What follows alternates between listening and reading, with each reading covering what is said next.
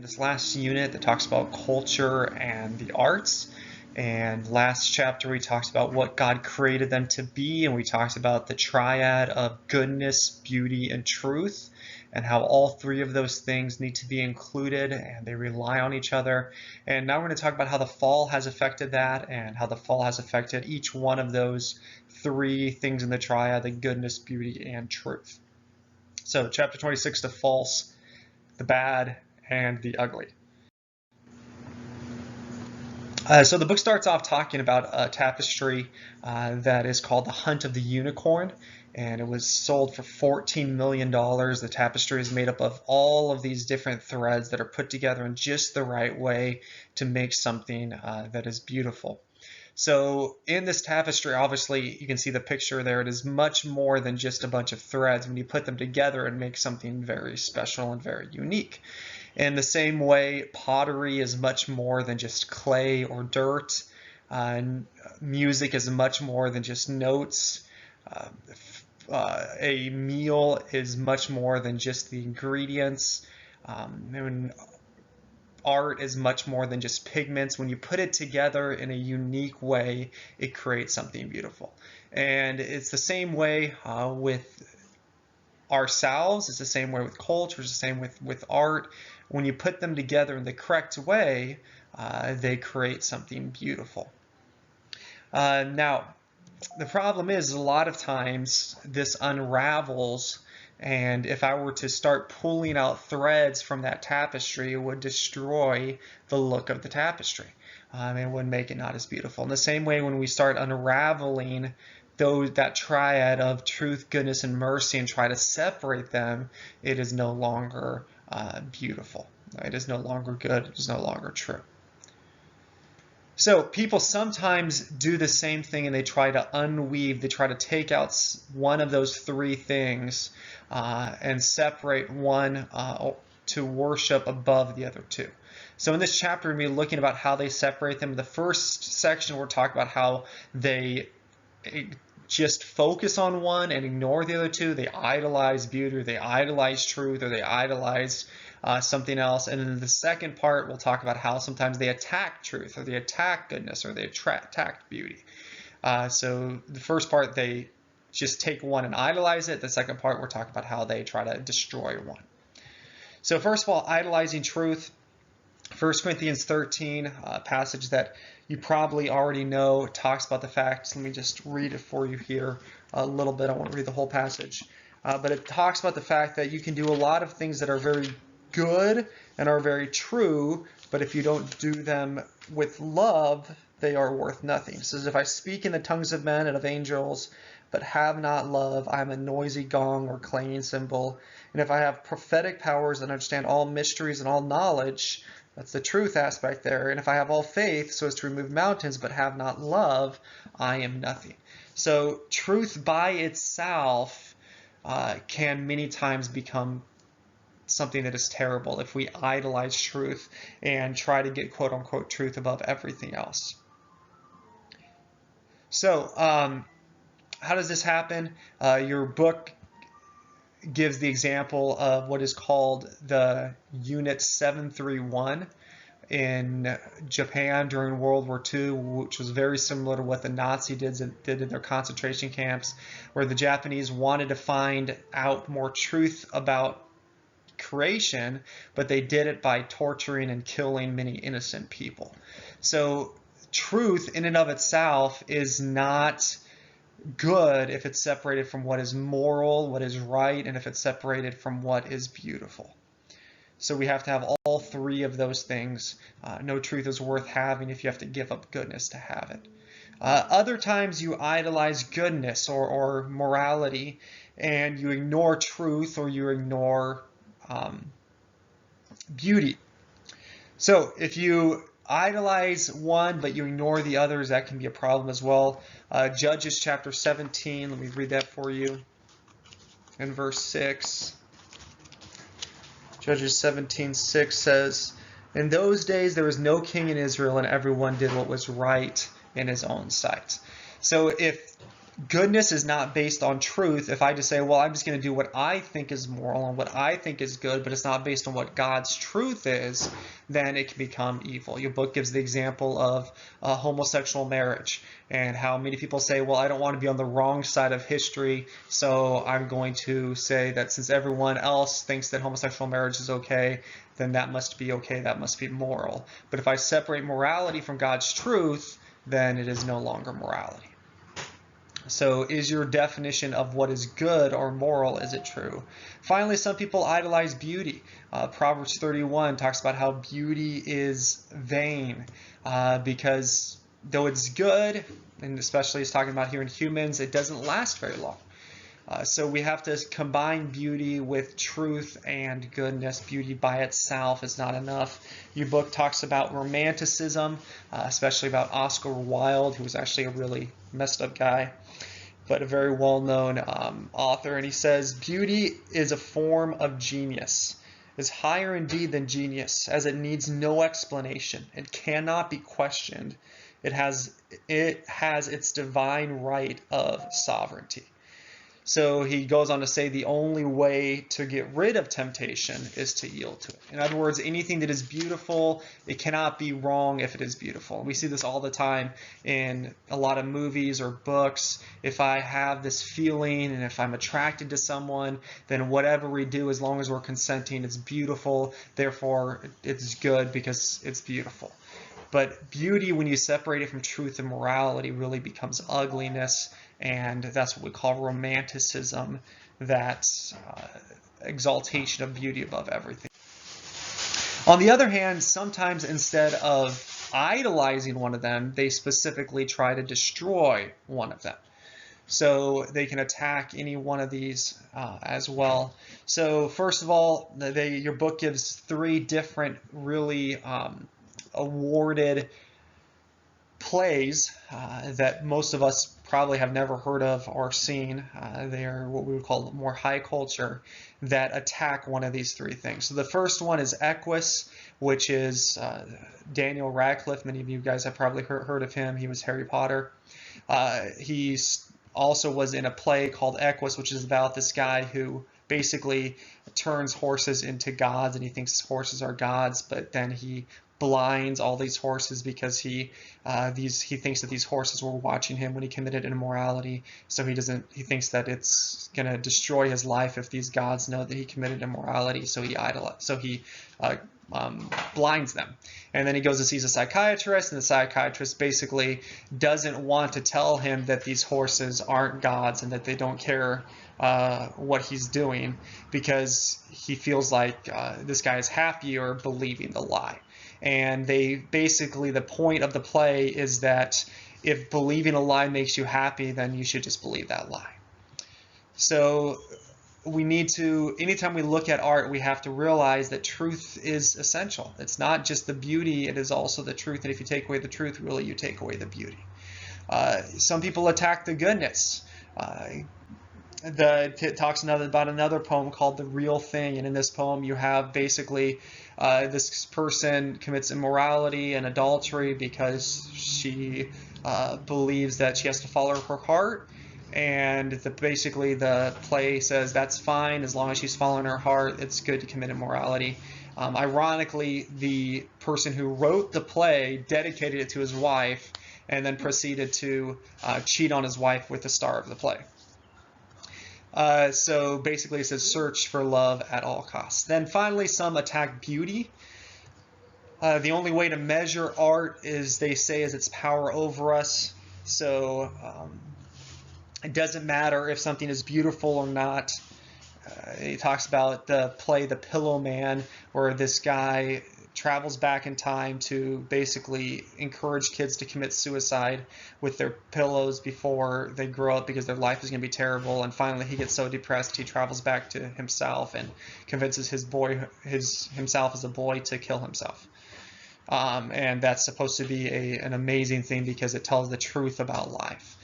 What they're doing there is they're attacking beauty and saying it doesn't matter if this play has no hope and no beauty. It tells the truth, therefore it's good. So the unexamined life is not worth living. We need to make sure we are examining what we consume and asking ourselves the question, is it good, is it true, and is it beautiful?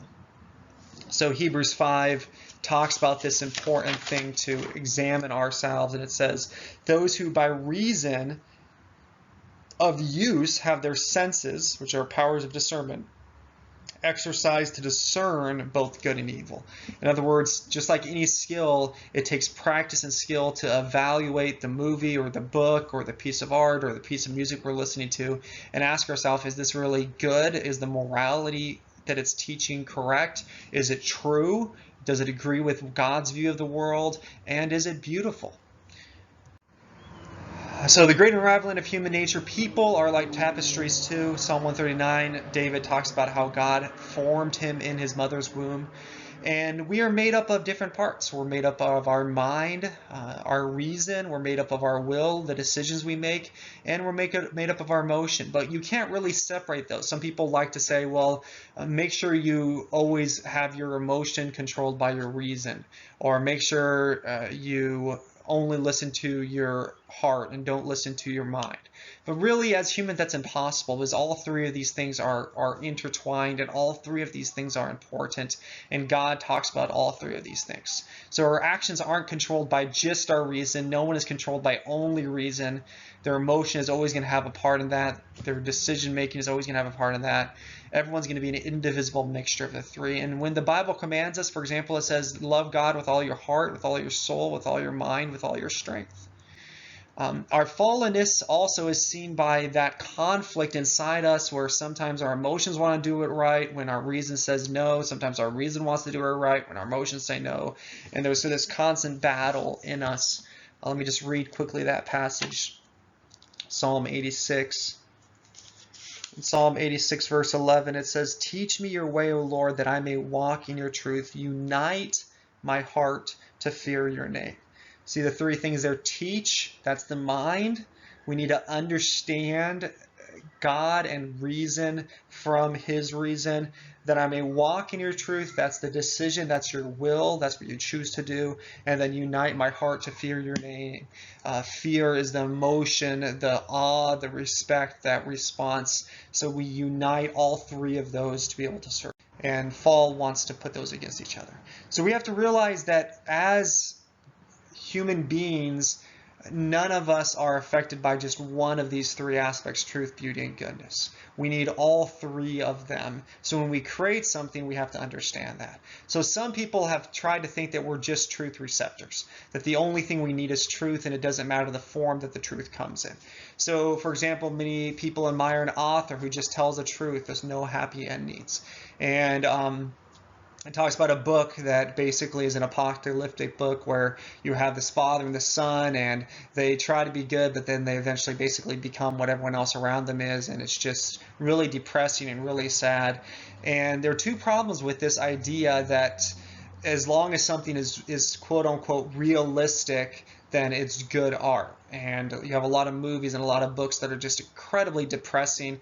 Everyone dies, everyone is terrible, everything is terrible, and they say this is great work of art because it just tells the truth about life. But first of all, that's not really the whole truth, because it ignores God's grace at work in humankind and his ability to change us and to save us, and the fact that for those who trust in Christ, there is a happy ending, that we're not hopeless, so it's not really true. And secondly, even difficult truths like we are going to die, or we are sinners, always can be told in a beautiful way, a way that helps us understand it with a balance of God's grace. Even Christian movies sometimes can emphasize only this idea that we're truth receptors, ignoring that something needs to be beautiful to affect us as well. There were some movies in the 70s, you can see a picture of one there called A Thief in the Night. They were basically trying to preach to the people to tell them to be saved, which is a really good thing, but many people were turned off by it because it wasn't done in a beautiful way. It was very poorly made. So many are just truth tellers, but there's no beauty. Truth is most itself when it's interwoven with goodness and beauty. People think they're just goodness receptors. So we have to realize people are more than their consciences. And this is really important, especially in today. Um, it talks in your book about a story of this lady who made up this news report about all these people that were getting raped at a university. And it got all these people really angry about this university covering up all these rapes, and everyone was really angry, and it's really good to be angry about rape. But the problem was that it had never happened. And she justified it by saying, well, even though it had never happened at that university, it's happening at other universities, and it's good to be angry about rape.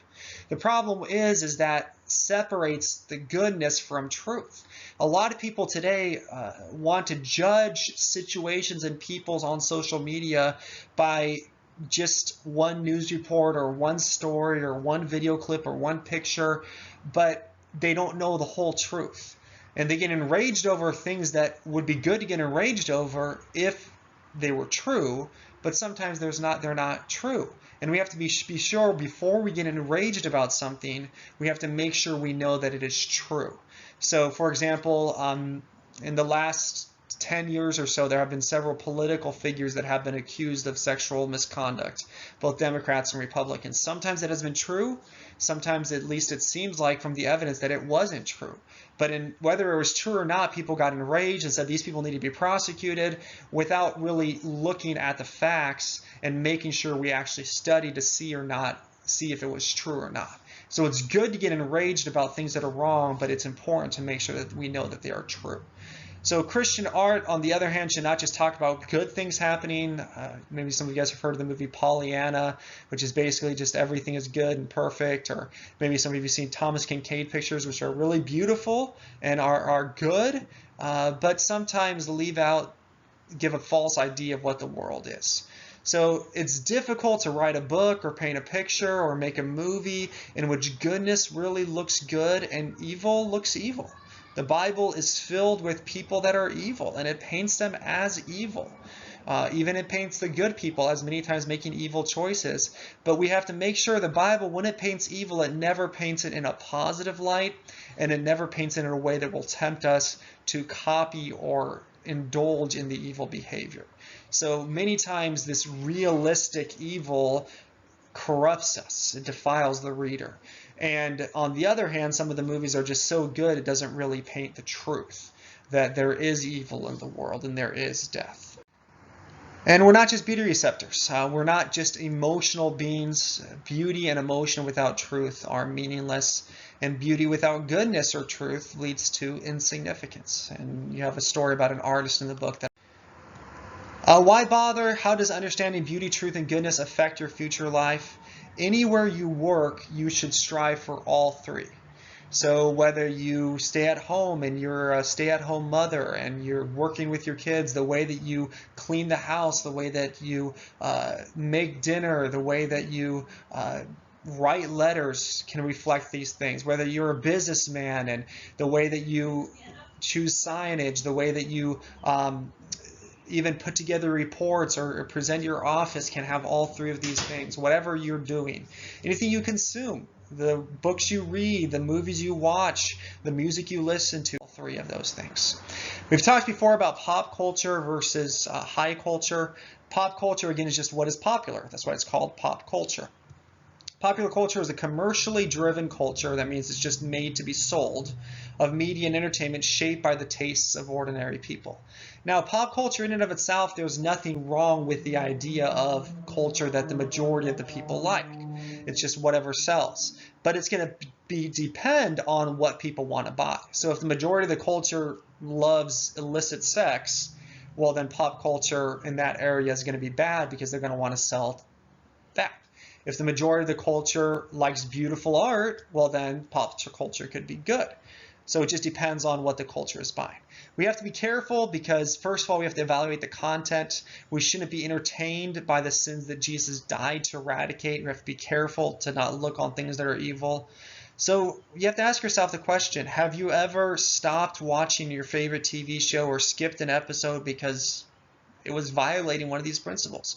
Have you ever stopped reading a book because it was violating one of these principles? Have you skipped a track of a music you were listening to because it was violating one of these principles?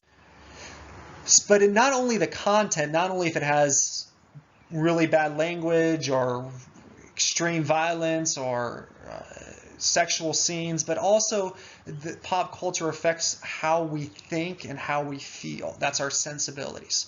So Christians need to dig deeper than the level of content, down to the level of sensibilities. Your ability to appreciate some artistic or cultural work, your affections and expectations when it comes to art and culture. Something we call the zeitgeist. It's a German word for basically the spirit of the culture you live in. Many make it a duty, not only a right, but a duty to be up on pop culture.